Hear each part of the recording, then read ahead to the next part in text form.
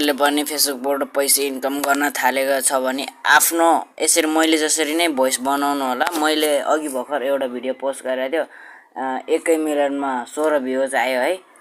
16 views आयो भनेदेखि माथि हेर्नु होला, त्यसमा कपिराइट देखायो।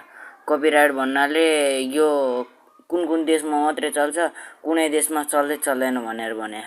अब यतापट्टिको मैले हिजो हालेको 200 कति पो पुगेको थियो त्यो भ्युज। त्यो अर्कै गीतमा टिकटकबाट नाचेर बनाएको थियो, अर्को गीतमा कपिराइट ड्याङ्गै देखाइदियो मलाई। अब भएन, आफ्नै भोइसबाट बनाउनु पर्ने रहेछ। मैले चाहिँ यति भनेको छु, तपाईँहरूले पनि आफ्नै भोइसमा बनाउनु होला। अर्काको गीतमा चाहिँ टिकटकमा मात्रै हुन्छ, युट्युबमा हुन्छ, त्यो फेसबुकमा चाहिँ आफ्नै भोइसले हाल्नुपर्ने रहेछ। त्यो भन्न चाहन्छु। धन्यवाद तपाईँहरूलाई। हेर्नु होला, यतातिर म फोटोहरू पनि हालेको छु। सबैजना मलाई फलो पनि गर्नु होला ल फेसबुकमा चाहिँ।